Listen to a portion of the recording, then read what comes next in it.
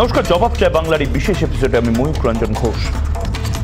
আমরা একদিকে যখন এই অনুব্রত মণ্ডলের কন্যা সুকন্যা মণ্ডল, পার্থ চট্টোপাধ্যায়, অর্পিতা মুখোপাধ্যায়, আমরা একদিকে যখন এই নিয়োগ নিয়ে কথা বলছি, দুর্নীতি নিয়ে কথা বলছি, তার মাঝে খুব বড় একটি বিষয়, যে বিষয়টা রাজনীতির চাপেই ব্যাকসিটে চলে যায়, তা হলো রাষ্ট্রীয় নিরাপত্তা। খুব বড় বিষয়। এবং আপনাদের হয়তো এখন মনে হচ্ছে যে হঠাৎ করে প্রাইম টাইমে মাঝে মধ্যেই কেন বারবার আমি এবং মীনাক্ষী এই জবাব চায় বাংলাতেই রাষ্ট্রীয় নিরাপত্তা নিয়ে চিৎকার করি। তার কারণ, যদি এই দেশটা থাকে, বারবার যে কথাটা বলি, যদি এই দেশের নিরাপত্তা থাকে, যদি দেশের সার্বভৌমত্ব থাকে, তবেই শাসক থাকবে, তবেই বিরোধীরা থাকবে, তবেই পার্থ চট্টোপাধ্যায় জেলে থাকবেন, তবেই কেউ জেল থেকে বেরোবেন, তবেই এই টাকার পাহাড়, মানুষের টাকা লুট করে তৈরি করা যাবে, এবং মানুষ তবেই ভোটটা দিয়ে আবার কোনো একটা সরকারকে নির্বাচিত করবে। আর যদি দেশটাই না থাকে, তাহলে এর কিচ্ছু নেই, কোনো কিচ্ছু নেই। আমরা বারবার যে কথাটা বলছি, কেন আজ যথেষ্ট চিন্তা, সতর্ক হন, যথেষ্ট চিন্তার সঙ্গে আজকে আমরা এই জবাব চায় বাংলা করছি রাষ্ট্রীয় নিরাপত্তা নিয়ে। তার বড় কারণ হলো, একদিকে 1993 সালের স্মৃতি উস্কে, 26/11 স্মৃতি উস্কে আমরা দেখলাম যে মুম্বাইয়ে, মহারাষ্ট্রে একটি নৌকো এলো, যে নৌকোতে 3টে AK-47 এবং প্রচুর কার্তুজ রয়েছে। 93 সালের কথা ফের মনে পড়ে যাচ্ছে। অস্ত্রবর্ষণ, পুরুলিয়ায় অস্ত্রবর্ষণের কথা মনে পড়ে যাচ্ছে। কি কারণে, কিসের জন্য, বার্থডে পার্টির জন্য এত সংখ্যক অস্ত্র, আমরা জানি না। ঠিক তার পরপরই আমরা দেখলাম চেন্নাইতে আইসিসের জঙ্গি ধরা পড়ল, আমাদের রাজ্যে আল কায়দার জঙ্গি ধরা পড়ল 2 সন্দেহভাজন 2। গোটা দেশ জুড়ে আসামের মুখ্যমন্ত্রী দীর্ঘদিন ধরে বলছেন যে র্যাডিক্যালাইজেশন হচ্ছে, এক অংশের মানুষকে মগজ ধোলাই করা হচ্ছে। বাংলাদেশ থেকে পশ্চিমবঙ্গ হয়ে অসমে এবং গোটা বাংলা শুধু নয়, ভারতবর্ষের বিভিন্ন জায়গায় কিছু মানুষ ছড়িয়ে পড়ছে, যারা সন্ত্রাসবাদী, যারা বিচ্ছিন্নতাবাদী শক্তির সাথে হাত মেলাচ্ছে। এবং আমরা কেন বারবার এই কথাগুলো বলছি? শুধুমাত্র কিছু AK-47 পাওয়া গেছে বলে, শুধুমাত্র কিছু কার্তুজ পাওয়া গেছে বলে না। কারণ সন্ত্রাসবাদীরা, বিচ্ছিন্নতাবাদীরা চায়না এবং পাকিস্তানের মদতে যে জিনিসটা করছেন এখন, তা হলো সাইকোলজিক্যাল ওয়ারফেয়ার, সাইবার ওয়ারফেয়ার। বিভেদ তৈরি করো, একে সম্প্রদায়ের সাথে আরেক সম্প্রদায়ের মধ্যে হিংসার বাতাবরণ তৈরি করো, একটা গ্রামের মধ্যে এমন পরিবেশ সৃষ্টি করো যাতে মনে হয় যে আসলে গ্রামবাসীরা একে অপরের বিরুদ্ধে লড়াইটা করছে। এক সম্প্রদায়ের সাথে আরেক সম্প্রদায়ের এমনভাবে একটা লড়াই বাঁধিয়ে দাও, এমন ছোট্ট জিনিসকে বড় করে দেখিয়ে দাও, কোনো ভিডিও দিয়ে, কোনো মগজ ধোলাই দিয়ে, কোনো সেন্টারে প্রিচিং করে, যাতে করে মনে হয় যে আসলে গোটা দেশ জুড়ে একটা অসহনীয়, একটা অসহিষ্ণুতার বাতাবরণ চলছে, হিংসার বাতাবরণ চলছে। এই গোটাটার বিরুদ্ধে লড়াইটা করতে হবে, এই যে রাজনৈতিক খেলাখেলি চলছে তার মাঝেও। এবং সে কারণে আমরা বারবার যে কথাটা বলছি, রাষ্ট্রীয় নিরাপত্তা কোনোভাবেই বিঘ্নিত করা যাবে না। এই রাজনীতি, আমরা রাজনীতিবিদরা যখন কথাবার্তা বলতে শুনি, তখন দেখি এক রাজনীতিবিদ বলে যায়, না আমার জন্য হয়নি, এটা তো BSF এর জন্য। আবার BSF এর পক্ষে যে কথাটা বলছেন তিনি বলেন, রাজ্য পুলিশ তো এই জিনিসটা খারাপ করছে।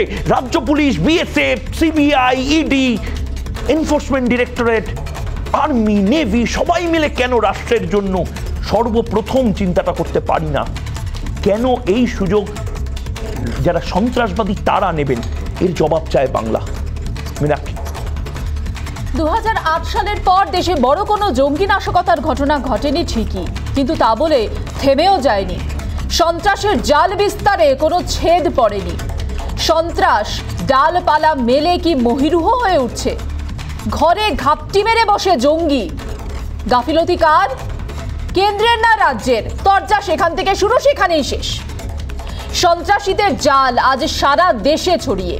আল কায়দা, আইসিস, লস্কর, হিজবুল মুজাহিদিন হোক বা বাংলাদেশের JMP, তারা যে ক্রমশই মাথাচাড়া দিয়ে উঠছে তার প্রমাণ মিলছে মাঝে মধ্যেই। বাংলাতেও তাদের উপস্থিতি বারবার জানান দিয়েছে। গতকালই কলকাতার শহরতলি থেকে 2 আল কায়দা জঙ্গি ধরা পড়ল, আর চেন্নাইতে আইসিস জঙ্গি ধরা পড়ল। মহারাষ্ট্রে সেই 26/11 আতঙ্ক নতুন করে ফিরে এলো। রাজনৈতিক কচকচানি কিন্তু চলছে। জাতীয় নিরাপত্তার প্রশ্নে বিএসএফ এর এখতিয়ার বৃদ্ধির বিরোধিতা চলছে। সংকীর্ণ রাজনীতি তো জঙ্গিদের কাজটা আরো সহজ করে দিচ্ছে, তাই নয় কি? কাদা ছোড়াছড়িতে সকলকে ব্যস্ত রেখে নিঃশব্দে কাজ চালিয়ে যাচ্ছে তারা। এ তো সহজ ফর্মুলা, কিন্তু আর কতদিন এই রাজনীতি চলবে? দেশের সুরক্ষা নিয়ে যেখানে প্রশ্ন, সেখানে কি আমরা এক হতে পারি না? একজন জঙ্গি যদি 100 জনকে খুনের উদ্দেশ্যে আত্মঘাতী হতে পারে, আমরা তাদের রুখতে এক হতে পারি না কেন? আজ শুধু বাংলা নয়, জবাব চাইছে গোটা দেশ। নজর রাখবো আজকের বিশেষ প্রতিবেদনে, তারপর আসছি আমরা ডিবেটে।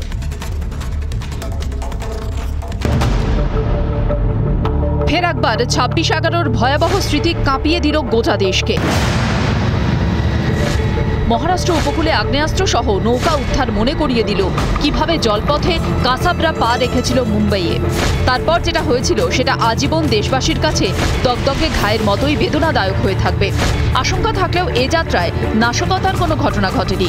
নৌকার সমস্ত তথ্য আপাতত মহারাষ্ট্র সরকারের হাতে। নাশকতার সম্ভাবনা না থাকলেও হাই অ্যালার্ট জারি করা হয়েছে রায়গড় জেলায়। हमने अभी तक हाई अलर्ट रखा हुआ है और नाकाबंदी भी शुरू है, क्योंकि फेस्टिवल का सारा सीज़न चल रहा है। ऐसे समय कोई भी रिस्क नहीं ली जा सकती, इसलिए सबको अलर्ट पर रखा है। কার নৌকা কবে সমুদ্রে হারিয়ে গিয়েছিল সেসব নিয়ে চিঠি চালাচালি চলতেই থাকবে, কিন্তু জঙ্গিরাও যে সুযোগ খুঁজছে না সে কথা হলফ করে কে বলতে পারে? মহারাষ্ট্র থেকে এবার আসা যাক বাংলায়। একনাথ শিন্ডের রাজ্যে জঙ্গি যোগ আপাতত মেলেনি, কিন্তু বাংলায় ফের একবার গ্রেফতার জঙ্গি। এবার আর বাংলাদেশি জেএমবি নয়, একেবারে আল কায়দা যোগ মিলল ধৃতদের সঙ্গে। কলকাতায় বসেই নাশকতার ছক কষত তারা। পশ্চিমবঙ্গ যে জঙ্গিদের সেফ করিডোর তা আরও একবার প্রমাণ হলো। বাংলা সন্ত্রাসের আতুরঘর হয়ে উঠেছে, তার মধ্যে একজন আমার লোকসভার বাসিন্দা। মানে এগিয়ে বাংলা মডেল চলছে, তো সেই জন্য এগিয়ে আছে আর কি। আমি রাজ্য সভাপতি হয়েছি, সেই জন্য আমার লোকসভা থেকে হয়তো একজন জঙ্গি বেরিয়েছে। এরকম প্রচুর জঙ্গি পশ্চিমবঙ্গে ঘুরে বেড়াচ্ছে। শাসক দল অবশ্য সে কথা মানতে নারাজ। উল্টে কেন্দ্রের ঘাড়েই দোষ চাপিয়েছেন তৃণমূল সাংসদ সৌগত রায়। যে বাংলাদেশের সীমান্তেই আমরা আছি, এখন রাজ্যের স্পেশাল টাস্ক ফোর্স তারা এদের ধরেছে, আমরা ধরতেই থাকবো। কিন্তু অ্যাকচুয়ালি এইসব ব্যাপারে খবর তো কেন্দ্র থেকে আসবে, আইবি থেকে দেবে, বিএসএফ থেকে দেখবে, তারা তো কিছুই দেয় না। একদিকে চলছে রাজনীতির দড়ি টানাটানি, রাজনীতির আমরা ওরা থেকে বাদ যাচ্ছে না জঙ্গি দমন অভিযানও। প্রশ্ন তোলা হচ্ছে সার্জিক্যাল স্ট্রাইক নিয়ে। বালাকোটে জঙ্গি ঘাঁটি ধ্বংস হয়েছিল কিনা সেই প্রমাণ চাইছে বিরোধীরা। খাগড়াগড়, হরিদেবপুর, মুর্শিদাবাদ ছাড়াও বাংলার আর কোথাও ঘাপটি মেরে জঙ্গিরা লুকিয়ে রয়েছে কিনা সে প্রশ্ন উঠছে। জাতীয় নিরাপত্তা নিয়েও এই রাজনীতি জঙ্গিদের কাজটা অনেক সহজ করে দিচ্ছে না তো? রিপাবলিক বাংলা।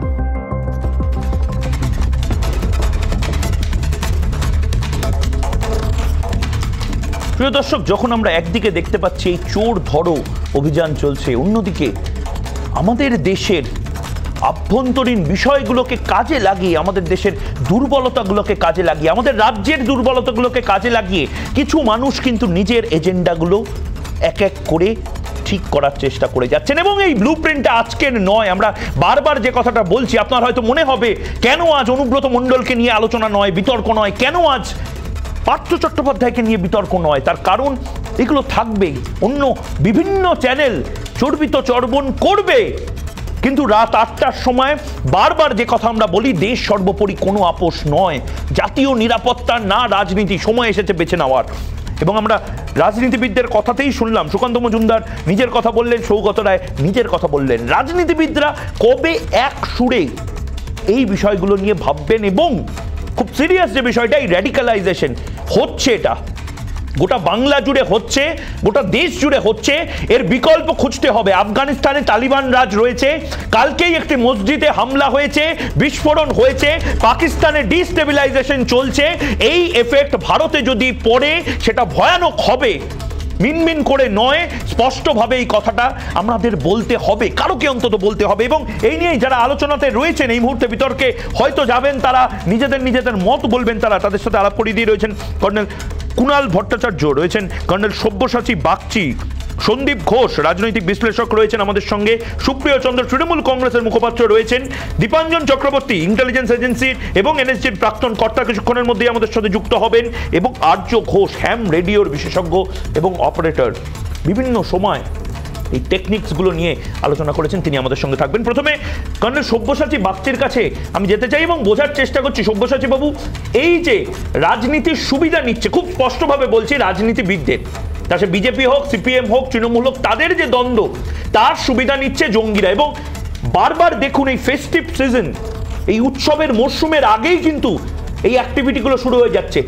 তৃণমূল হয়তো বলতে পারে যে পশ্চিমবঙ্গে এই জিনিসটা হয়েছে, মহারাষ্ট্রতেও তো হচ্ছে, চেন্নাইতেও হচ্ছে, জম্মু অ্যান্ড কাশ্মীরে ড্রোন দিয়ে অস্ত্র বর্ষণ হচ্ছে। কি বলবেন, এই মোডাস অপারেন্ডিটা আবার তৎপরতা বাড়াচ্ছে এই গোষ্ঠী, এই মৌলবাদী গোষ্ঠীরা?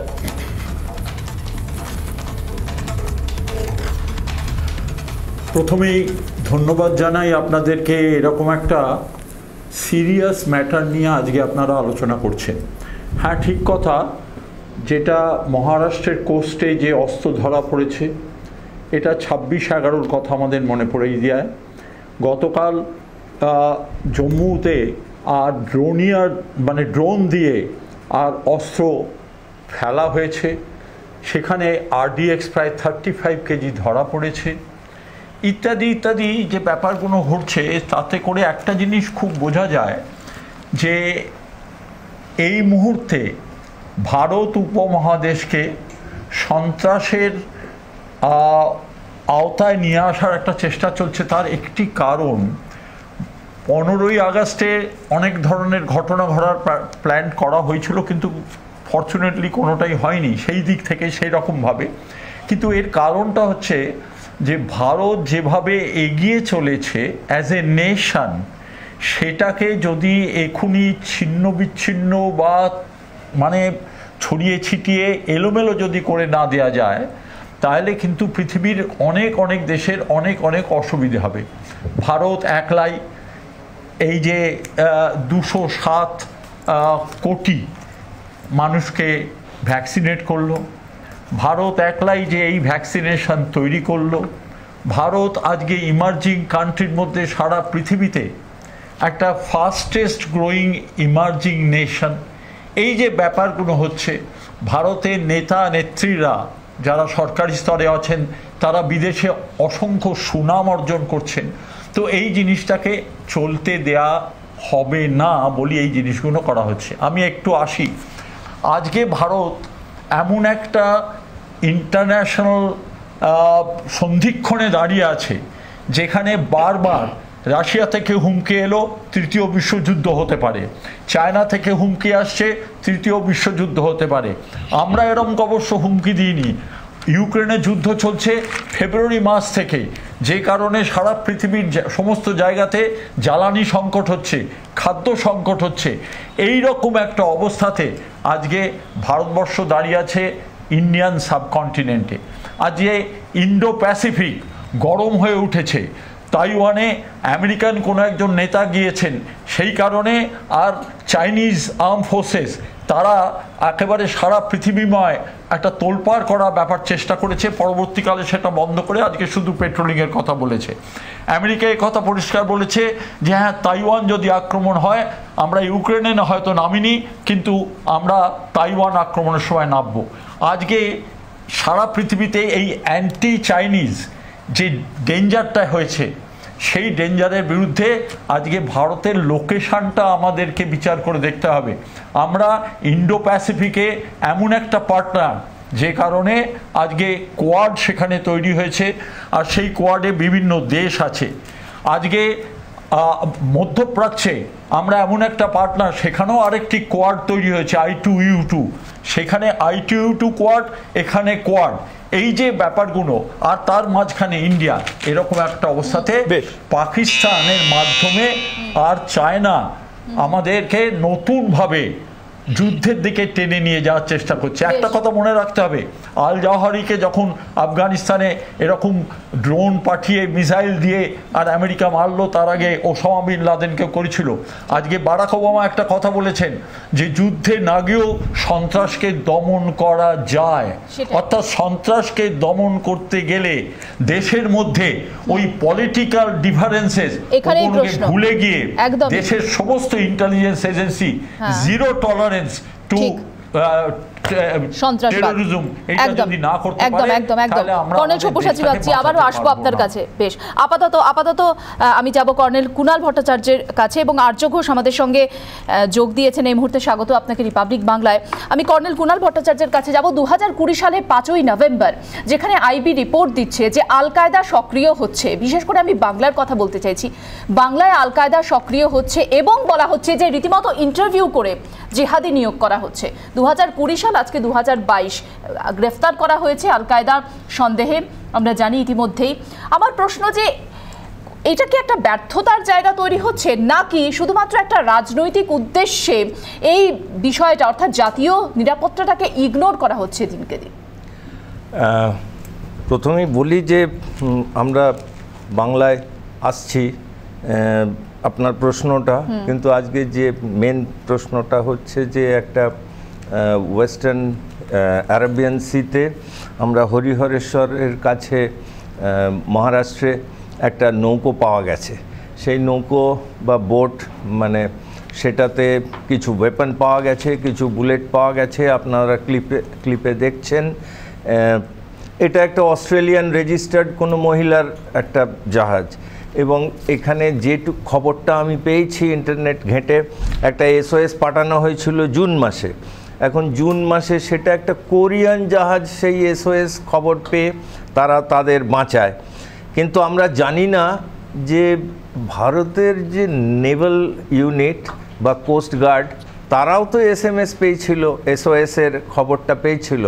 তারা কিন্তু তারপরে জুন মাস থেকে জুলাই আগস্ট 2 মাস হয়ে গেল, এখনো পর্যন্ত আমরা কিছু জানতে পারিনি। হয়তো বলা হয়নি লোকেদের যে এই জাহাজটা, মানে এই নৌকোটা লোকেদের রেস্কিউ করা হলো, কিন্তু নৌকোটার মধ্যে ওয়েপন রয়েছে, LMG, AK-47 অ্যামিনেশন আমরা দেখতে পাচ্ছি টিভিতে। সেটা জলেতে ছেড়ে দিল এবং সেটা ভাসতে ভাসতে আমাদের তীরে চলে এলো। এটা পুরোটাই কীরকম একটা বিশ্বাসযোগ্যতার, এবং এই জায়গাতেই কর্নেল আমার খুব স্পষ্ট, যেহেতু বাংলার ক্ষেত্রে দাঁড়িয়ে বাংলাতে এই আল কায়দা যোগ, এটা খুব সিরিয়াসলি আমাদের দেখতে হবে। তার কারণ পশ্চিমবঙ্গ এমন একটা রাজ্য, যে রাজ্যের সাথে আমাদের বাংলাদেশের সীমান্ত রয়েছে। পশ্চিমবঙ্গ থেকে খুব সহজে নেপাল চলে যাওয়া যায়, ভুটান চলে যাওয়া যায়। পশ্চিমবঙ্গে যদি আল কায়দার বারবারন্ত হয়, তাহলে এটা কাদের জন্য থ্রেট? এটা কি আমাদের জন্য থ্রেট নয়, দেশের জন্য থ্রেট নয়? আপনি একদম ঠিক বলেছেন। আমাদের Paschimbanga is very sensitive state as far as India's defence is concern. আপনি যে কথাটা বললেন, প্রায় 2000 বা 2200 কিলোমিটার বাংলাদেশের সঙ্গে বর্ডার আছে, নেপালের সঙ্গেও প্রায় 200 কিলোমিটার, এবং ভুটানের কাছেও এরকম 400-500 কিলোমিটার বর্ডার আছে। এবং চীনের থেকে, যেটা আমাদের চুম্বি ভ্যালি বলে, নাথুলা থেকে আমাদের জলঢাকা বাংলার যে বর্ডার, আমি সেই রাস্তায় হেঁটে এসেছি। 12 ঘন্টায় চায়না বর্ডার থেকে আমি জলঢাকা পৌঁছেছি, মানে ইট ইজ রোলিং ডাউন। সুতরাং 12 ঘন্টার মধ্যে চায়না আমাদের পশ্চিমবঙ্গে ঢুকতে পারছে। সুতরাং এটা অনেক সেন্সিটিভ। যদিও ইন্টারনাল সিকিউরিটি ডিপেন্ডস অন আমাদের লোকাল পুলিশের আন্ডারে, কিন্তু বর্ডার চেক অবভিয়াসলি BSF-এর আন্ডারে বা অন্যান্য সিকিউরিটি ফোর্সের আন্ডারে, এটা বিশেষ ইম্পর্ট্যান্ট। কিন্তু তাদের আমরা জানি যে পলিটিক্যাল কারণে পশ্চিমবঙ্গের পুলিশ আইদার রিল্যাক্সেশন করে বা যাই হোক। আমরা জানি বর্ধমানের খাগড়াগড়ে যে ব্লাস্ট হয়েছিল, যাতে কিছু বাংলাদেশি টেররিস্ট মারা গিয়েছিল, সেটাকে আমরা প্রথমে গ্যাস সিলিন্ডার ব্লাস্ট বলে চালানোর চেষ্টা করেছিলাম। তারপরে আরও খবর পেয়ে সেটা জানা যায় যে সেখানে কারখানা আছে, বোমা তৈরি হতো ইত্যাদি। একদমই। এই জায়গাটা সব থেকে বড় প্রশ্ন, সুপ্রিয়র কাছে যাব। সুপ্রিয়, এর আগেও আমরা দেখলাম মুর্শিদাবাদ থেকে গ্রেফতার করা হলো আল কায়দা জঙ্গি সন্দেহে, এবং খাগড়াগড় থেকে হরিদেবপুর, গোটা ঘটনাটি আমাদের জানা। কিন্তু এই ঘটনাগুলোকে কি কোথাও না কোথাও লঘু করে দেখা হচ্ছে? কারণ এই বাংলাটা কিন্তু ধীরে ধীরে সন্ত্রাসবাদীরা এই বাংলার মাধ্যমে প্রবেশ করছে, বাংলাতে ঢুকে, এবং তারা গোটা দেশে ছড়িয়ে পড়ছে। এই অভিযোগটা কিন্তু যেমন এ রাজ্যে বিজেপি করে আসছে, তেমনই কিন্তু এই অভিযোগের ভিত্তিতে বেশ কয়েকটি তথ্যও সামনে আসছে। সবাইকে নমস্কার। আমি প্রথম কথা বলি যে দেখুন, বিরোধী দল যারা রয়েছেন তারা তাদের বিরোধিতার বয়ান তৈরি করবেন। আজকে বিজেপির যিনি প্রতিনিধিত্ব করছেন তিনি তার প্রফেশনাল জায়গা থেকেও একজন কর্নেল, তা আমি যথাযথ সম্মান রেখে সবাইকে বলছি। প্রথম কথা, আপনারা যখন বলছেন যে বাংলায় আজকে আটক হয়েছে, ধরা পড়েছে, বাংলাতেও আজকে এই যোগাযোগের তথ্য সামনে আসছে, প্রমাণ সামনে এসছে, আপনাদের পূর্ণ সত্য সামনে বলা উচিত। দায়িত্বশীল গণমাধ্যম হিসেবে সেটাই আমরা আশা করি রিপাবলিকের মতো এত বড় প্রতিষ্ঠানের থেকে। আপনাদের বলা উচিত, বা বলেছেনও আপনারা, কিন্তু সেটাকে কোথাও একটা আমাদের হয়তো কম শোনা মনে হচ্ছে। আপনাদের বলা উচিত আটক করেছে পশ্চিমবঙ্গ পুলিশের স্পেশাল টাস্ক ফোর্স। এই কথাটাকেও বারবার করে সামনে আনা উচিত। যখন পশ্চিমবঙ্গ এসটিএফ আটক করেছে, পশ্চিমবঙ্গ এসটিএফ গ্রেপ্তার করেছে, পশ্চিমবঙ্গ এসটিএফ এর অফিসাররা করেছে, তাতে কি হলো? আমাদের বাংলাতে আল কায়দা যোগ পাওয়া যাচ্ছে, সুপ্রিয়, ডিনাই করার কোনো জায়গা নেই। আমি রাজনৈতিক মিছিলে ঢুকে পড়তে পারে, ঘরের পাশে থাকতে পারে। কতদূর তোমার বাড়ি? আল কায়দার যে জায়গাটা যেটা তৈরি হয়েছে, বালুরঘাট হোক বা যেখানে উত্তর 24 পরগনার শাসন, দুটো জায়গার ডিস্টেন্স দেখো। আমি বলি, বলো। কেউ বলছে না যে মানে উদ্বাহু নৃত্য কেউ করছে না যে এখানে কেন্দ্রের কোনো এজেন্সি করেছে, এসটিএফ করেছে বলে। আরে আমাদের তদন্তকারী অফিসাররা করেছে না। আজকে আমি বলি, আলোচনাটা যে জায়গায় ছিল, আমি সবার কনিষ্ঠতম হিসেবে বলছি, তোমাকে অনুরোধ করছি, আমরা প্লিজ সবাই যেন চিপ কথাবার্তা বলা থেকে বিরত থাকি। 3 নম্বর কথা হচ্ছে যে যেটা নিয়ে আলোচনা হচ্ছিল, সেটা আমি সেই কথাটা প্রমাণ করতেই আমি প্রথম উদাহরণটা দিলাম। যখন আমরা বলছি পশ্চিমবঙ্গ পুলিশ গ্রেফতার করেছে, আমি একবারও বলতে চাইছি না যে পশ্চিমবঙ্গ পুলিশ এককভাবে এই কৃতিত্বের দাবি করছে। আমি বলতে চাইছি যে যখন উল্টো দিকে বিজেপি, তখন এই আমাদের দিকে তৃণমূল, যখন উল্টো দিকে সিপিএম, এদিকে তখন কংগ্রেস, এটা হতে পারে। কিন্তু যখন উল্টো দিকে সন্ত্রাসবাদ, যখন উল্টো দিকে বহির্দেশীয় আক্রমণ, যখন উল্টো দিকে বহিঃশত্রু, তখন আমাদের দিকে টিম ইন্ডিয়া। সেটা পশ্চিমবঙ্গ পুলিশ হোক, কেন্দ্রীয় কোনো আমাদের এজেন্সি হোক, কেন্দ্রীয় এজেন্সি হোক, সেনাবাহিনী হলে সেনাবাহিনী হোক, সেগুলো সব ইনস্ট্রুমেন্ট, সেগুলো সব ইকুইপমেন্টস। কিন্তু উল্টো আমাদের টিম স্পিরিট, টিম ইন্ডিয়া হিসেবে আজকে যেখানে যা হয়েছে পশ্চিমবঙ্গ পুলিশে যা হয়েছে, আপনারা সেই কৃতিত্বটাকে খাটো করবেন না। সুপ্রিয় 1 মিনিট সময় নিন। টিম ইন্ডিয়া হিসেবে কি কাজ হয়? বিএসএফ এর এখতিয়ার বৃদ্ধিতে তৃণমূল কংগ্রেস শাসক দল তারা আপত্তি জানায়, বিএসএফ এর এখতিয়ার বৃদ্ধিতে কেন আপত্তি? এখানে সমস্ত কর্নেলরা রয়েছেন, এবং আমাদের বিজেপি থেকে আজকে যিনি প্রতিনিধিত্ব করছেন তিনিও কর্নেল, তিনিও উত্তরটা আরো ভালো দিতে পারবেন। আপনি যে উদাহরণটা দিলেন, সেম ইকুইপমেন্ট, সেম অ্যারেঞ্জমেন্ট গুজরাটের জন্য যখন করা হয়েছিল, গুজরাটের মুখ্যমন্ত্রীও তার জায়গা থেকে প্রশাসনিক আপত্তির কথা তুলে ধরেছিলেন। সেটা একবারও কেউ বলছে না যে আমি তখন কি নরেন্দ্র মোদী যখন বলেছিলেন যে আমি 50 মিটার বা 80 মিটার বাড়াতে দেবো না, তার মানে কি নরেন্দ্র মোদী টিম ইন্ডিয়ার বিপক্ষে ছিলেন? বা মমতা বন্দ্যোপাধ্যায় যখন বলেছেন যে এর বিরুদ্ধে আমার প্রশাসনিক আপত্তি রয়েছে, তখন কি মমতা বন্দ্যোপাধ্যায় টিম? আপনারা একক আক্রমণ বা ব্যক্তি আক্রমণ, কোনো রাজনৈতিক সংকীর্ণতা এই ধরনের জাতীয় সুরক্ষার প্রশ্নে আনবেন না। আমি আপনাদের করজোড়ে অনুরোধ করছি একজন এই প্রজন্মের ছেলে হিসেবে। কারণ যে আমার আগে যিনি বলছিলেন, আরেকজন কর্নেল সব্যসাচী খুব সম্ভবত নাম, উনি যে কথাটা বলছেন একেবারে ঠিক। আজকে একজন বিখ্যাত রাষ্ট্রবিজ্ঞানী, এই মুহূর্তে নামটা মনে পড়ছে না, লিখেছেন যে 1947-এর পরবর্তীকালে ভারতবর্ষের ইতিহাস যদি কোনো একটা ধারণা, একটা আদর্শের একটা রোমাঞ্চকর অভিযান হিসেবে ধরা যায়, তবে সেই আদর্শটার নাম হচ্ছে গণতন্ত্র। আমাদের এই বহুদলীয় গণতন্ত্রই ভারতবর্ষে আমরা করতে পেরেছি বলেই আজকে একাধিক আন্তর্জাতিক ষড়যন্ত্র, আন্তর্জাতিক চক্রান্ত আমাদের বিরুদ্ধে রয়েছে। কিন্তু দেশের আভ্যন্তরীণ যে সুরক্ষা যেগুলো রয়েছে, আমি যখন বলছি team India include hour prime minister, মাই প্রাইম মিনিস্টার নরেন্দ্র মোদী। না, রাজনীতি করবার সময় এই টিম ইন্ডিয়ার স্পিরিটটা কেন থাকে না? আমি সন্দীপ ঘোষ, রাজনৈতিক দলগুলোর এই স্পিরিটটা, টিম ইন্ডিয়া স্পিরিট, একটাই দল হয়ে খেলবো, ওয়ান টিম স্পিরিট, এটা তো রাজনৈতিক দলগুলো যখন রাজনীতি করে তখন তো মাথায় থাকে না। তখন তো এই ধরনের যে আল কায়দা রাজ্যে থাকতে পারে, বাংলাতে আল কায়দা আসতে পারে, জঙ্গি যোগ থাকতে পারে এবং আটক হতে পারে, অবশ্যই, এবং মাননীয় ময়ূররঞ্জন ঘোষ বাংলায় সে জায়গা যেখানে আটক হতে পারে, আটক করে দিয়েছে পশ্চিমবঙ্গ পুলিশ। আরে পশ্চিমবঙ্গ পুলিশ কি কোনো রাজনৈতিক দল নাকি? পশ্চিমবঙ্গ পুলিশে যে পরিমাণ অফিসার্স রয়েছে তারা আমি অবশ্যই গর্বিত পশ্চিমবঙ্গবাসী, গর্বিত ভারতীয়। তুমি কি কোনো রাজনৈতিক দল? এবং না তুমি তাহলে পশ্চিমবঙ্গ পুলিশের ক্রেডিটটাকেও সমানভাবে বলো। অবশ্যই ক্রেডিট বলছি এবং তার পাশাপাশি ক্রিটিসাইজ করছি রাজনৈতিক দলগুলোকে। সুপ্রিয়, বুঝতে হবে এই রাজনৈতিক দলগুলোই ভোটের আগে যখন এলিমেন্টস গুলো ঢুকে পড়ে, এই দিল্লি হিংসার সময় যে সমস্ত এলিমেন্ট বাংলায় এখানে শেল্টার নিয়েছিল তাদের বিভিন্ন রাজনৈতিক দলে দেখা গেছে। সন্দীপ বাবু বলবেন, আমি শুধু 10 সেকেন্ড বলি, সন্দীপ বাবু তারপর বলবেন।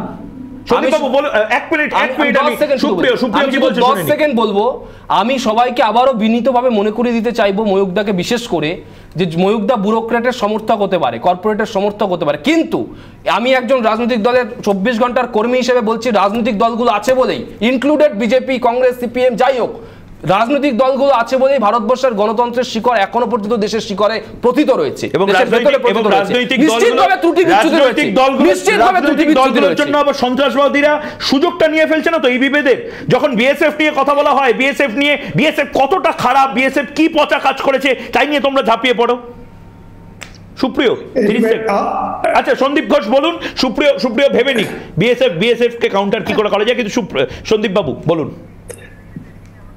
যেটা হচ্ছে ব্যাপার, এটা আমি প্রথমে বলবো যে সুপ্রিয় যেসব কথা বলেছে ভালো কথা বলেছে এবং সেটাকে আমি স্বাগত জানাই।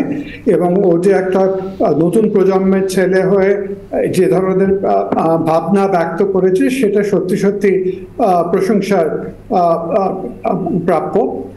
কিন্তু প্রবলেম হচ্ছে যেখানে আমাদের, যেরকম কর্নেল বাগচি শুরুতে বলছিলেন, যে এখন ভারতবর্ষের প্রতি চারধারে অনেকেই ঈর্ষান্বিত এবং অনেকেই তাই জন্য ভারতবর্ষকে ডিস্টেবিলাইজ করতে চায়।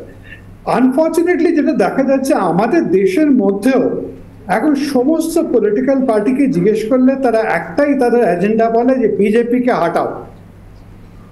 এবং সেই জন্য আমরা দেখেছি মণিশঙ্কর রায়ের মতন লোক পাকিস্তানে গিয়েও বলেছে আপ বিজেপিকে হাঁটাও, বাকি লোকেরাও বলে।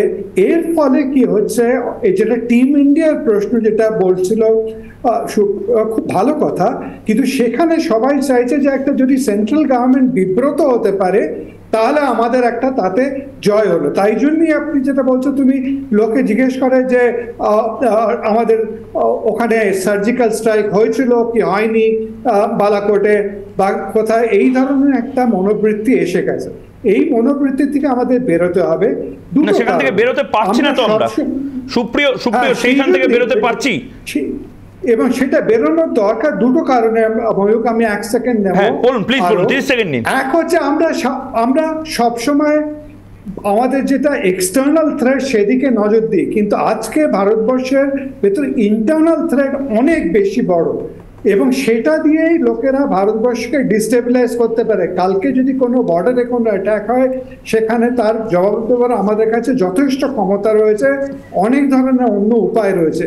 কিন্তু আমাদের ভেতরে যদি ইন্টারনাল সিকিউরিটিটাকে ডিস্টেবিলাইজ করা যায় তাহলে ভারতবর্ষ খুব সহজে ডিস্টেবিলাইজ করবে। এটা ডেফিনেটলি প্রশংসাযোগ্য যে ওয়েস্ট বেঙ্গলের এসটিএফ এটাকে ধরেছে, কিন্তু ওয়েস্ট বেঙ্গলে অনেক কেস ঘটছে। যেরকম আগে কর্নেল আচার্যজি বললেন যে কোথায় আমরা গ্যাস সিলিন্ডার ফেটেছে বলেছি, বা অন্য অনেক কিছু যেগুলো ঘটছে, কোটি কোটি টাকা পাওয়া যাচ্ছে, সেটা পুলিশের কোনো সন্ধানে ছিল না। এইগুলো ভেবে দেখবেন একটা বড় কথা। কারণ যেখানে একটা জিনিস ধরা পড়ছে আজকে ময়ূক, এই যে আজকে একটা ইনসিডেন্ট, এটা কিন্তু আমাদের বোঝা উচিত এটা just tip of the iceberg. ঠিক, সন্দীপ বাবু আবারও আসবো, একদমই আবারও আসবো আপনার কাছে, কারণ এটা একটা পার্ট। কারণ 2020 সালের শুরুতেই যেটা আমি বললাম যে তখনই কিন্তু আইবি রিপোর্ট বলছিল যে আল কায়দার এখানে রীতিমতো ইন্টারভিউ করে তাদের নিয়োগ শুরু করে দিয়েছে। এই জায়গা থেকে দাঁড়িয়ে বাংলা জঙ্গিদের সেফ করিডোর হয়ে যাচ্ছে নাকি, বিভিন্ন মহল থেকে বিভিন্ন সময় অভিযোগ করলেও তা মানতে নারাজ এ রাজ্যের শাসক দল। উল্টে আমরা দেখেছি যে যেটা বারবার সামনে এসেছে, বিএসএফ এর মতো বিএসএফ এর যে বৃদ্ধি, সীমা বৃদ্ধি, সেখানেও আপত্তি জানানো হচ্ছে। এই জায়গায় দাঁড়িয়ে ঠিক কোথায় জাতীয় স্বার্থ নিয়ে যে রাজনীতিটা ঠিক কোথায় দাঁড়িয়ে, আমরা একটা প্রতিবেদন দেখব, তারপরে আসছি, আমি উত্তর নেব সুপ্রিয়র কাছে। Cell of Ansarullah Bangla team, an affiliate of Al-Qaeda in Indian subcontinent, was busted by Borpeta police on 4th March 2022. The prime accused Suman entered India illegally from Bangladesh via West Bengal, finally settled in Borpeta in 2018.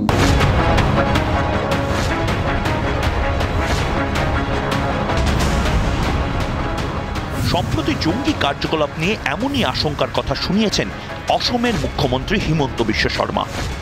তবে শুধু হিমন্তই প্রথম নন, একই উদ্বেগের কথা বারবার শোনা গিয়েছে বহু রাজনীতিবিদ, নিরাপত্তা বিশেষজ্ঞদের মুখেও। কার্যত পশ্চিমবঙ্গ যে জঙ্গিদের স্বর্গরাজ্য হয়ে উঠছে তা খোলাখুলি বলেছিলেন তারা। সীমান্ত এলাকা তো বটেই, কলকাতার মতো খাস শহরাঞ্চল সহ রাজ্যের বিভিন্ন প্রান্ত থেকে ধরা পড়ছে একের পর এক জঙ্গি।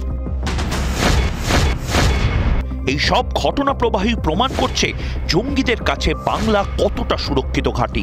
অথচ এ রাজ্যকে সাধারণের নিরাপদে থাকার ব্যবস্থা করার দায়িত্ব যাদের, সেই শাসক দল তৃণমূল অবশ্য একথা মানতে নারাজ। কিছুদিন আগে তৃণমূল নেত্রী মমতা বন্দ্যোপাধ্যায় ফের দাবি করেছিলেন বাংলা যথেষ্ট নিরাপদ। Bangla is better than any other state. শুধু নিজেদের পঞ্চমুখে প্রশংসাই নয়, কোনো বেচাল ঘটলেই বিএসএফ এর ঘাড়ে দায় চাপাতে ব্যস্ত থাকে তৃণমূল। এমন উদাহরণও মেলে আকছার। পশ্চিম রাজ্যের মুখ্যমন্ত্রী হিমন্ত বিশ্ব শর্মা আশঙ্কার কথা শোনালেও তা যেন কানেই তুলতে চান না শাসক নেতারা। রাজনৈতিক তরজা চলবেই, কিন্তু প্রশ্ন উঠছে, এটা করে কি বাংলাকে সুরক্ষিত করা যাবে? নিশ্চিন্তে দুদণ্ড জিরোতে পারবে জনগণ? রিপাবলিক বাংলা। রাজনীতির কি ফায়দা তুলছে সুপ্রিয় জঙ্গিরা? হয়তো আপনারা প্রতিবেদন দেখে হয়তো বলবেন যে একটা দিক তুলে ধরার চেষ্টা করা হচ্ছে, কিন্তু দীর্ঘদিনের যে সমস্যার কথা, অনুপ্রবেশ সমস্যার কথা বলা হচ্ছে, তখন আপনারা অনুপ্রবেশ সমস্যা মেটানোর জন্য যে কাঁটাতারের বেড়া দেওয়ার প্রসঙ্গ উঠিয়েছিলেন এখানে এ রাজ্যে এসে রাজনাথ সিং, তখন সেটার জমিও পাওয়া যায় না এ রাজ্যে। দেশের নিরাপত্তার জন্য রাজ্যের জমি নেই। আমি হয়তো সীমানা বিষয়ে যে ব্যাপারটা, আজকে তো অনেক বড় একটা বিষয় নিয়ে আলোচনা, সেখানে একটা পয়েন্ট বারবার পুনরাবৃত্তি করলে প্রাইম টাইমের সময় নষ্ট হয়। আমি সীমানা বিষয়ের উদাহরণটা আগে নরেন্দ্র মোদীর যে আপত্তি, মমতা বন্দ্যোপাধ্যায়ের আপত্তি পাশাপাশি রেখে যুক্তিনিষ্ঠভাবে সেটা হয়তো বলেছি, বলবার চেষ্টা করি। জমি নেই কেন তাহলে? কাঁটাতারের বেড়ার জন্য জমি নেই। আমি শেষ করি, আমার প্রশ্নটা আমি রিসিভ করেছি, ওই বলুন। আমি প্রথম কথা বলি, আপনি নাম নিয়েছেন প্রতিবেদনে বিজেপির সর্বজন শ্রদ্ধেয় নেতা রাজনাথ সিং। আমি তো একটা উদাহরণ দিই।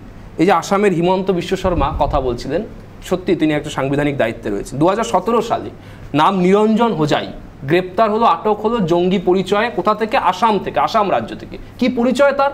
তিনি বিজেপি কর্মী। তাই বলে কি আমরা বলবো? আমি আরো যদি উদাহরণ দিই, 2019 সালে মধ্যপ্রদেশ যিনি গ্রেপ্তার হলেন, আটক হলেন, তার নাম বলরাম সিং। তিনার পরিচয়টা কি? রাজনৈতিক বজরং দলের নেতা। আমি মোহাম্মদ ফারুক খান, কোথায় বাড়ি? শ্রীনগর। কি করেছিল? বিজেপি তাকে প্রতিদ্বন্দ্বিতা করার টিকিট দিয়েছিল শ্রীনগর নগর পৌর। আপনি কি বলতে চাইছেন? আমি বলতে চাইছি যে রাজনাথ সিং কি তার মানে কি জঙ্গি? না, আমি কথা বলতে চাইছি না। অর্থাৎ আপনি যে দু তিনটে নাম আর আপনার যে প্রতিবেদনের নাম, এরা প্রত্যেকে একটাই রাজনৈতিক দলের অংশ, একটাই রাজনৈতিক দলের part and person. Himanta Biswa Sarma যে কথাটা বললেন, যিনি হিমন্ত শর্মা, না না, সারদা কাণ্ডের প্রাইমারি অ্যাকিউজ কারণ নামে উত্তর দেব না। আচ্ছা ঠিক আছে, হিমন্ত বিশ্ব শর্মা ছেড়ে দাও। অসমের মুখ্যমন্ত্রী বসে যে কথাটা বলল পশ্চিমবঙ্গ নিয়ে, সেই কথাটা ঠিক না ভুল? উনি ওনার ভাইরা সেফ করিডোর তৈরি হচ্ছে, আমি বলি সেফ করিডোর তৈরি হচ্ছে পশ্চিমবঙ্গ, হ্যাঁ কি না? একদমই না। তার কারণ, এবং যদি হয়ে থাকে রাজনীতির জন্য। আচ্ছা, বারিক বিশ্বাসকে, আমি উত্তর বারিক বিশ্বাসকে, প্রথম প্রশ্ন উত্তর চাই না। তুমি এতগুলো নাম জানো, তুমি এতগুলো উত্তর চাই না। চাই চাই, সব চাই, সব চাই। তুমি আমাকে বলো এত নাম তুমি জানো। বারিক বিশ্বাসের নাম জানো তুমি? আরে বলি, হেমন্ত বিশ্ব, বারিক বিশ্বাস ওপারে কিছু জিনিস পাঠাতো, এপারে নিয়ে আসতো, এই বিষয়টা তোমরা জানো? আর তোমার কাছে জানা থাকলে তুমি রিপোর্টটা ফাইল করে দাও, করে অ্যাকশন জানা করে অ্যাড্রেস করে অ্যাকশন হবে। আমরা করলে কি করে অ্যাকশন হবে? অ্যাকশন যে কোনো শাসক দলের করতে হবে। রিপাবলিক কে কি সরকারে বসিয়েছে? ভারতবর্ষ শাসক দলকে সরকারে বসিয়েছে। সুপ্রিয় চন্দ্র দাস সরকার বসে আছে, তোমাদের কাজ আমাদেরকে সুরক্ষিত রাখা। আমরা দেখো এতক্ষণ সবাই দেখো গণ্যমান্য মানুষরা বসে রয়েছেন, গণ্যমান্য মানুষরা দেখছে রাজনীতিবিদরা রাজনীতিবিদের মতই ব্যবহার করছে। আমি হয়তো আসলে ইয়াং আর তোমাকে দেখতে ইয়াং, তাই বলে আমরা চিৎকার চেঁচামেচি করলে তো আমাদের ইয়াঙ্গার ব্যাপারটা আরো প্রমাণিত হবে না। তো সবাই বসে রয়েছে, আমরা একটু একটু একটু আলোচনার মধ্যে মিনমিন করে আমি বলছি। আমি তো বললাম হিমন্ত বিশ্ব শর্মার বাড়ি থেকে ময়ূক রঞ্জন ঘোষের ফ্ল্যাট যত দূরে, তার থেকেও কাছে একজনের বাড়ি রয়েছে, যাকে প্রশ্ন করলে ময়ূক রঞ্জন ঘোষকে প্রশ্ন করতে হবে না, সুপ্রিয় চন্দ্রকে উত্তর দিতে হবে না, তার কাছ থেকে ফাইল পেয়ে যাবেন, রিটেন ডকুমেন্ট। দেশের স্বরাষ্ট্র প্রতিমন্ত্রী নারাজ রাজ্যের শাসক দল যে হ্যাঁ আমাদের এখানে আবার দেখো ওই দেখো কথা বললে যখন তোমাদেরকে প্রশ্ন করা হয় তখন তোমরা রিপাবলিক কি, আর যখন রিপাবলিকের হয়ে রিপাবলিককে আক্রমণ করতে চাই না। আরে আমি বলছি তুমি নিজে বাড়িতে প্রতিবেদন দাও, পশ্চিমবঙ্গে আল কায়দা যে আছে তাহলে ফাইনালি বিশ্বাস করছো আল কায়দা যে পশ্চিমবঙ্গে আছে এবং আমাদের এত লাইটলি বিষয়গুলো নেওয়া যাবে না। বিএসএফ কে সমস্ত কিছু না, এখন জেলের ভেতরে আছে, ঢুকিয়েছে পশ্চিমবঙ্গ। মানে আল কায়দার আর কোনো হ্যান্ডলার এখানে নেই, তোমরা আল কায়দার আর কোনো হ্যান্ডলার এখানে নেই, তোমরা শাসক দল হিসেবে বলে দিলে আল কায়দার আর কোনো হ্যান্ডলার এখানে নেই, জেলের ভেতরে ঢুকিয়ে অবশ্যই আছে। আর বাকিরা এই পশ্চিমবঙ্গ পুলিশ, কেন্দ্রের পুলিশ, মধ্যপ্রদেশের পুলিশ, এই পুলিশ করো না। আমরা গর্বিত গোয়েন্দারা করেছেন, সেনাপ্রধানরা বসে রয়েছেন, সেনাপ্রধানরা বসে রয়েছেন, তাহলে নিয়ে গর্ব করব না। আচ্ছা সন্দীপবাবু সুপ্রিয়, এটা কি আমরা বলতে পারি এই দুজন ছাড়া আর কেউ নেই পশ্চিমবঙ্গে? এই দুজনই একটা এক্সেপশনাল ছিল, তাদের আমরা জেলে পুরে দিয়েছি, এখন পশ্চিমবঙ্গ পুরো আমি সেটা বলছি না, আমি সেটা বলছি না, আমি বলছি আমাদের চিন্তার বিষয় রয়েছে। এবং যে বিএসএফ এর কথা বলছিলেন, এক মিনিটের জন্য বলছি, আমি বিএসএফ এখানে দুজন কর্নেল বসে আছেন, তাদের যদি জিজ্ঞেস করে আমি বিএসএফ এর লোকেদের চিনি, তারা বলে ওয়েস্ট বেঙ্গল বর্ডারে পোস্টিং থেকে পানিশমেন্ট পোস্টিং বিশেষ করে, কিন্তু ওয়েস্টার্ন বর্ডারে তারা বলে আমাদের টোটাল ফ্রি হ্যান্ড, আমরা যদি কেউ কাঁটা তারা চেঞ্জ করছে আমরা সেখানে শুধু গুলি চালাতে পারি। এখানে কিছু করলেই এটা পলিটিক্যাল একটা টার্ন নিয়ে নেয়, সঙ্গে সঙ্গে এসে আমাদের লোকাল পুলিশ লোকেরা এসে তাদের ওপর পড়ে যায়। তো আমরা যদি বলতে পারি যে না এটা একটা এক্সেপশনাল দুজন হয়েছে, আমরা ক্লিয়ার করে দিচ্ছি, আলাদা কথা। কিন্তু তুমিও জানো, আমিও জানি, এখানে যারা সবাই আছে এখানে অনেক লোক লুকিয়ে আছে, আল কায়দা হোক যা হোক, এবং সেটা পশ্চিমবঙ্গের ক্ষেত্রে আমি 10 সেকেন্ডে বলি, 10 সেকেন্ড উত্তর দিই, মারাত্মক ব্যাপার। উত্তর দিন, কিন্তু স্বীকার করতে হবে সুপ্রিয়, স্বীকার করতে হবে। আপনারা যেটা বুঝিয়ে দেবেন সেটাই স্বীকার করতে হবে। না রাগটাগ করে তো লাভ নেই, শর্ত হতে পারে না। আমি বলি, আমি একটা আমার 10 সেকেন্ড বলি, রাগটাগ করে তো লাভ নেই, এটা জাতীয় নিরাপত্তার স্বার্থে। আমি তো রাগটাগ না করে বললাম, যা বললাম তোমাদের বিরুদ্ধে, তোমাদের কাছে অপ্রিয় হলাম সুপ্রিয় থেকে, তাও আমি রাগটাগ না করেই বললাম। আমি সন্দীপ বাবু যেটা বলছেন আমি সেটা একমত, এবং আমি এই রিপাবলিক বাংলা থেকে তৃণমূল মুখপাত্র হিসেবে অফিসিয়ালি বিজেপিকে ধন্যবাদ জানাবো। বিজেপিকে ধন্যবাদ জানাবো শুধু এই কারণে না যে উত্তরবঙ্গ থেকে একজন কেন্দ্রীয় মন্ত্রী, ধন্যবাদ জানাবো এই কারণে যে সীমান্ত পার্শ্ববর্তী এলাকা থেকে একজন পশ্চিমবঙ্গের বাঙালি নাগরিক, ভারতবর্ষের নাগরিক, তিনি দেশের স্বরাষ্ট্র প্রতিমন্ত্রী হিসেবে এই মুহূর্তে কাজ করছেন, অফিসে রয়েছেন, হি ইজ ইন অফিস, তার নাম নিশীথ প্রামাণিক। আমি সন্দীপ বাবুর কাছে পাল্টা প্রশ্ন করতে চাই, বিএসএফ এর আপনারা যে কথাগুলো বলছেন, যে সীমারেখাগুলো কথা বলছেন, গন্ডির কথা বলছেন, বিএসএফ কাকে রিপোর্ট করে? স্বরাষ্ট্র দপ্তরকে। আজকে পশ্চিমবঙ্গের সীমান্ত জায়গায় কোনো সুরক্ষা, কোনো অশান্তি জায়গা এলে who is the prime accused? Nisith Pramanik কোথায়? নিশীথ প্রামাণিককে কোচবিহারে পাওয়া যায় না, বাংলায় পাওয়া যায় না, কলকাতায় পাওয়া যায় না, সারা দেশ জুড়ে সুপ্রিয় পয়েন্টে আসুন। জাতীয় নিরাপত্তার স্বার্থে জমি নেই, কাঁটাতার দেওয়ার জন্য জমি নেই। 2016 সালে এসে রাজনাথ সিং আমি তোমাকে বলি মীনাক্ষী, কাঁটাতারটা কার পয়েন্টে পড়ে, কার জুরিসডিকশনে পড়ে? স্বরাষ্ট্র তার জন্য জমি তো দিতে হবে রাজ্যকে। কোন জমি দেবে? জমি আপনি জানেন না, আপনি জানেন না সুপ্রিয়, আপনি কি জানেন না যে জমির জন্য আটকে রয়েছে? তাহলে জেনে নিন, তাহলে জেনে নিন। জানো আমি তার ততটাই জানি, আমি তার চেয়ে একটা পয়েন্ট বেশি জানি যে তুমি জেনেও মানছো না। সেটা হচ্ছে নরেন্দ্র মোদী গুজরাটের মুখ্যমন্ত্রী থাকাকালীন কেন বাধা দিয়েছিলেন? আজকে মীনাক্ষী দেবীকে তো এয়ারপোর্টের জন্য আমরা জমি দিতে পারছি না। আমার বলার জায়গায় আমি চোখে চোখ রেখে প্রশ্ন করব, আপনি বাংলা থেকে গুজরাটে নিয়ে চলে যাচ্ছেন। গুজরাটে দেব না, আপনি বাংলা থেকে গুজরাটে নিয়ে যাচ্ছেন। আমি বাংলায় জানতে চাইছি কাঁটাতার বেড়া দেওয়ার জায়গা নেই কেন? ভাত খেতে হবে না, রুটি খেতে হবে, যদি মনোনীত স্ট্রাকচার ঠিক আছে, কিন্তু তাই বলে অন্যদিকে নিয়ে যাবে, আমি ছোট ছোট সংকীর্ণতাগুলো পেরিয়ে যাচ্ছি, জমি নেই কাটা তার দেওয়ার জন্য রাজ্যে জাতীয় নিরাপত্তার স্বার্থে এই প্রশ্ন করে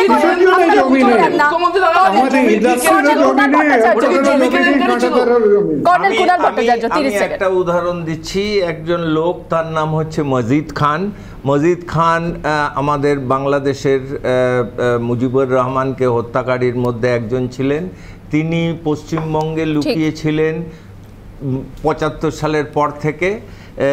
তিনি সিপিএম জামানায় তাকে জমি দেওয়া হয়, তাকে রেশন কার্ড দেওয়া হয়, তার বাড়ি তৈরির জন্য লোন দেওয়া হয়, এবং টিএমসি আসার পর তারা ভোটার আইডি ইত্যাদি কার্ড ফার্ড আধার কার্ড ইত্যাদি জমা দিয়েছে, এবং সিএ এবং এনআরসি করতে টিএমসি সম্পূর্ণভাবে বলেছে আমি যতদিন বেঁচে থাকবো ততদিন। এই মজিদ খান ইন্ডিয়ান পাসপোর্ট নিয়ে ঢাকায় গিয়েছিল, সেখানে ধরা পড়ে বাংলাদেশে এবং তাকে 7 দিনের মধ্যে ফাঁসি দিয়ে দেওয়া হয়। তো সেই রকম আমাদের এখনও 7-8 জন মুজিবুর রহমানের হত্যাকারী খুঁজে পাওয়া যায়নি। তারা আমার জেনারেলি বিশ্বাস যে তারা হয়তো পশ্চিমবঙ্গের মধ্যেই নাম হারিয়ে প্রশ্নগুলো থেকে যাচ্ছে। একদম একদম কর্নেল কুনাল ভট্টাচার্য যে প্রশ্ন তুললেন সেই প্রশ্ন থেকে যাচ্ছে। আমি দীপাঞ্জন চক্রবর্তীর কাছে যাব। দীপাঞ্জন বাবু, বারবার আপনি বসেন এই প্যানেলে যখন আমরা থাকি জবাব চাই বাংলায়, আমি আর ময়ূক এই বিষয়গুলো নিয়ে জাতীয় নিরাপত্তার স্বার্থে আমরা বারবার প্রশ্ন তুলি যে রাজনীতিকে সরিয়ে শুধুমাত্র এক হয়ে কেন ভাবা যায় না, কিন্তু দিনের শেষে দেখা যায় সেই একই ছবি বিরোধিতার জায়গা থেকে দাঁড়িয়ে একটাই দৃশ্য, কিন্তু অন্যদিকে তার বিপরীতে যদি আমরা দেখি তাহলে আধুনিক প্রযুক্তির মাধ্যমে হ্যাম রেডিও থেকে শুরু করে নানান যে তরঙ্গ, তার মাধ্যমে এবার আধুনিক প্রযুক্তির সাহায্য নিয়ে জঙ্গি জাল বিস্তার, যেখানে বাংলাদেশ জিরো টলারেন্স রাখছে, কিন্তু আমরা এপারে যখন এই প্রশ্নগুলো তুলি তখন এই রাজনৈতিক স্বার্থগুলো বারবার সামনে আসে। দীপাঞ্জন বাবু,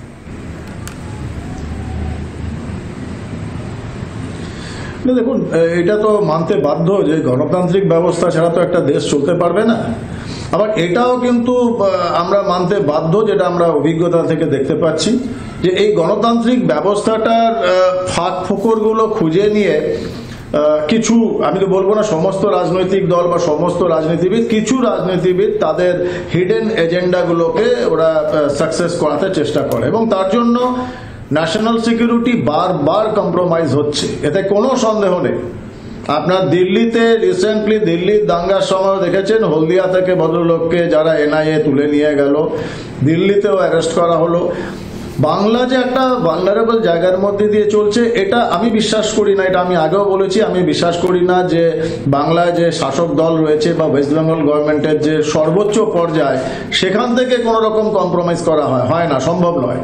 কিন্তু গ্রাউন্ড লেভেলে যে কম্প্রোমাইজ হয় সেটা তো আমরা খাগড়াগড়ে দেখেছি, এবং বেশ কতবার কতগুলো ঘটনায় দেখেছি যে গ্রাউন্ড লেভেলে তাদের ওই পেটি গ্রামের রাজনীতি বা শহরাঞ্চলের রাজনীতি, টাকা পয়সার লেনদেন, এই ব্যাপারগুলো, সে গরু চুরি হোক, নার্কো টেররিজম হোক, যে কোনো জিনিসই হোক, সেখানে কিন্তু কম্প্রোমাইজ করা হয়। দীপাঞ্জন বাবু, যেহেতু আপনি গরু চুরির কথা বললেন, গরু পাচারের কথা বললেন, আপনি খুব স্পষ্টভাবে জিজ্ঞেস করার চেষ্টা করছি। বারবার যেভাবে আমরা দেখতে পাচ্ছি এই অনুব্রত মণ্ডলের ক্ষেত্রেও পাথর খাদানের থেকেও যে ডিটোনেটর বা অন্যান্য জিনিস ব্যবহার হয়েছে পুরোটা ইল্লিগালি হয়েছে। এই জিনিসগুলো যেগুলো ইল্লিগালি হচ্ছে, বর্ডারিং স্টেটগুলোতে হচ্ছে, সেখানে তো যে কোনো সময় সন্ত্রাসবাদীরা ঢুকে পড়তে পারে। কয়েকটা টাকার জন্য যেখানে রাজনৈতিক নেতারা, গ্রাউন্ড লেভেলের রাজনৈতিক নেতারা আধার কার্ড থেকে শুরু করে বিভিন্ন কিছু বানিয়ে দিচ্ছেন, গরু পাচারে মদত দিচ্ছেন, তাদের ক্ষেত্রে দাঁড়িয়ে কি বলবেন? না, দেখুন, আমি শুনছিলাম এতক্ষণ ধরে, আমি সেটাই বারবার বলবো যে যদি কারো সন্ত্রাসবাদ সম্পর্কে কোনো রকম যেন অভিজ্ঞতা না থাকে বা পড়াশোনা না জানা থাকে, শুধুমাত্র আমি একটা সাবজেক্টে ডিবেট করব, সেটাকে ডিফেন্ড করব বা এই নিয়ে তর্কাতর্কি করবো, সেটা একটা আলাদা প্রশ্ন, ওর মধ্যে আমি যাচ্ছি না।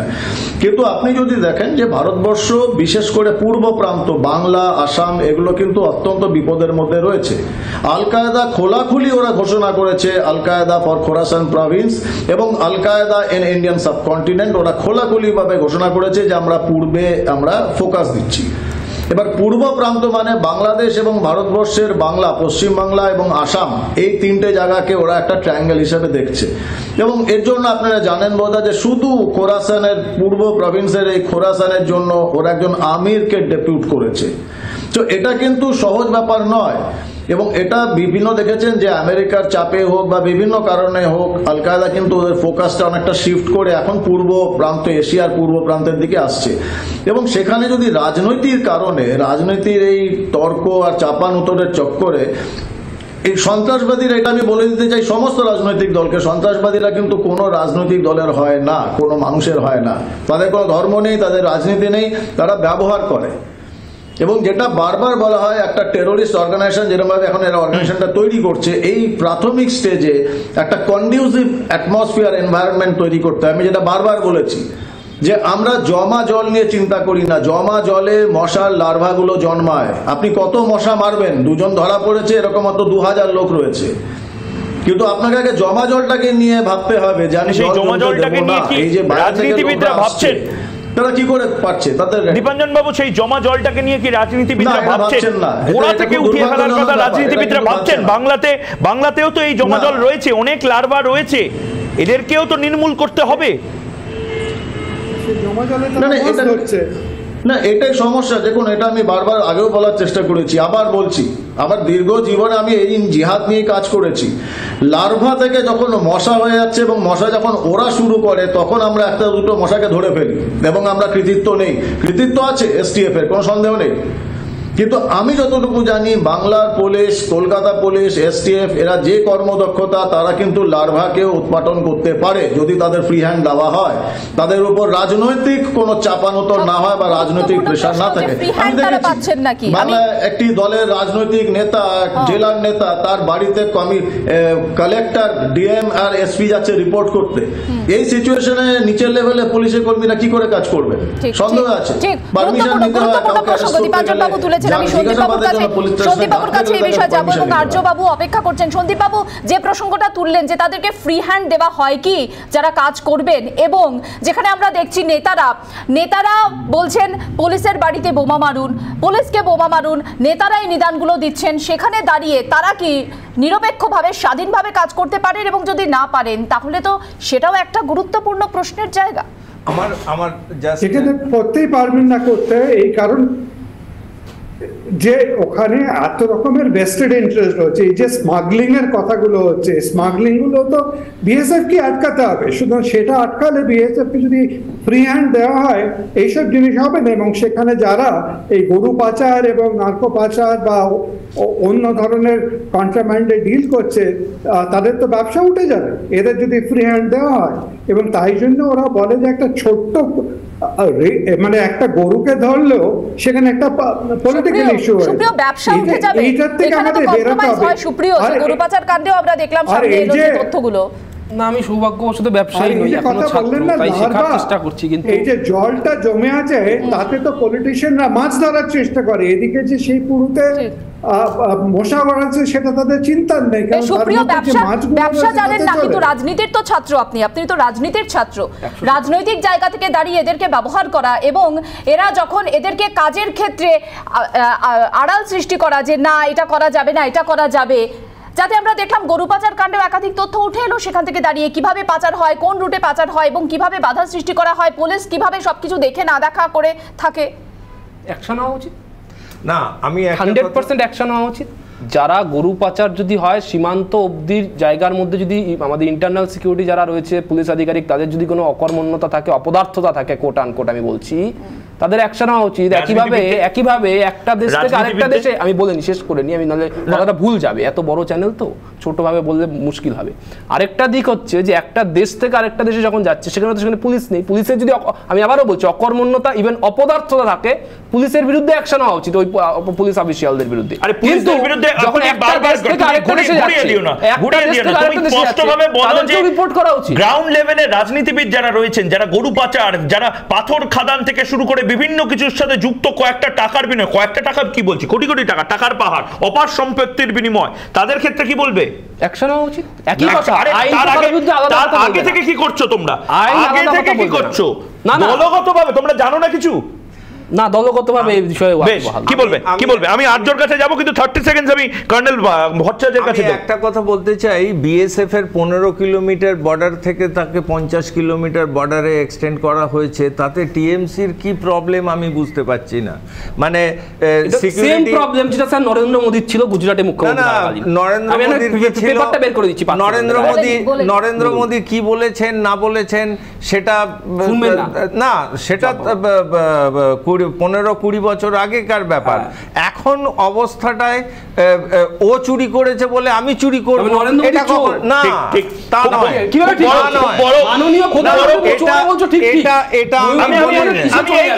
এই তর্কে পরে রাজনীতির তর্কে পরে কে চোর কে চোর না, চোর নিয়ে সারাদিন আমরা আলোচনা করছি। আজকে রাষ্ট্রীয় সুরক্ষা নিয়ে আর্য ঘোষ রয়েছে। আর্য ঘোষের এই আজকে আমি জবাব চাই বাংলাতে আর্য ঘোষকে নিয়েছি খুব গুরুত্বপূর্ণ এই কারণে, হ্যাম রেডিও অপারেটর এবং হ্যাম রেডিও নিয়ে দীর্ঘদিন ধরে কাজ করে আর্য ঘোষ। একের পর এক কেন্দ্রকে চিঠি লিখেছে এবং হ্যাম রেডিও দিয়ে আর্য ঘোষ বলছে এবং দাবি করছে, শুধু নয় দেখিয়ে দিয়েছে কিভাবে কেন্দ্রীয় এজেন্সিগুলো এমনকি প্লেনে পাইলটের সাথে এটিএস এর কথা, সেই সমস্ত কিছু কিভাবে ইন্টারসেপ্ট করা যায় এবং সেগুলো জঙ্গিরা কাজে লাগাচ্ছে। আর্য, তোমার গল্পটা বলো, ভয়ঙ্কর বিষয় হতে পারে। নমস্কার সবাইকে, শুভ সন্ধ্যা।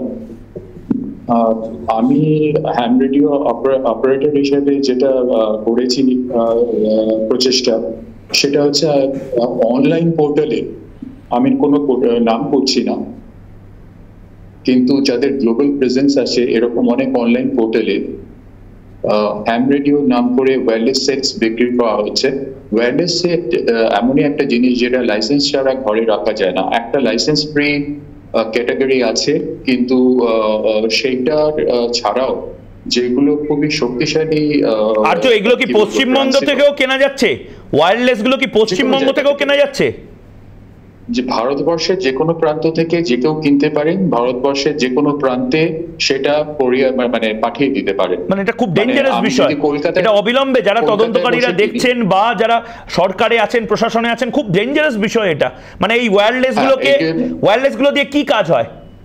মানে আমরা একটা জিনিস বলি, আমরা হ্যাম রেডিও একটা সম্পূর্ণ হবি, মানে এটার সঙ্গে কোনো রকম কোনো রাজনৈতিক যোগাযোগ নেই, কিচ্ছু নেই। আমরা জাস্ট নিজেদের মধ্যে কথা বলি এবং রেডিও টেকনোলজি বিষয়ে কথা বলি, এবং তার সঙ্গে যদি কোনো প্রাকৃতিক দুর্যোগ হয় সেই ক্ষেত্রে আমরা অ্যাডমিনিস্ট্রেশনকে, কিন্তু সেইগুলোকে এই প্রাকৃতিক দুর্যোগ বা যে ধরনের রেডিও, অ্যামেচার রেডিও যেগুলোকে ব্যবহার করছে জঙ্গিরা, সেই বিষয়েও আমাদের গুরুত্বপূর্ণ ভাবনা চিন্তা করতে হবে। এবং আবারও বারবার যে কথাটা বলছি, চোর নিয়ে আলোচনা, গরু নিয়ে আলোচনা, কয়লা নিয়ে আলোচনা, পাথর নিয়ে আলোচনা, এগুলো থাকবে, কিন্তু দেশের সুরক্ষা নিয়ে আলোচনাটাও প্রয়োজন। এবং এই কারণেই আজকে জবাব চায় বাংলা এই দেশের সুরক্ষা নিয়ে। আজকে একটা ছোট্ট বিরতি নিচ্ছি, বিরতি নিয়ে ফিরে আসছি, সঙ্গে থাকুন।